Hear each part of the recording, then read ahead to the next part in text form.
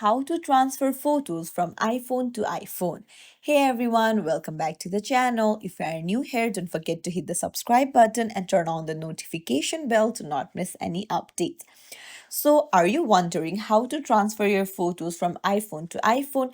Then you're in the right place. There is a really easy feature called AirDrop. So, it is like a Bluetooth for iPhone. For that, you'll need to go to your photos and then choose the photo that you want to transfer.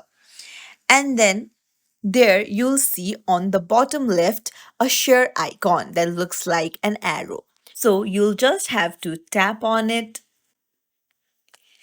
and there you'll find the airdrop option on the very front. Tap on it, and now make sure that the person whom you want to share the photo to has the airdrop turned on. So to turn on the airdrop, you'll have to swipe down the notification bar from the right side, access the control center, and the icon beside the airplane mode is the airdrop mode.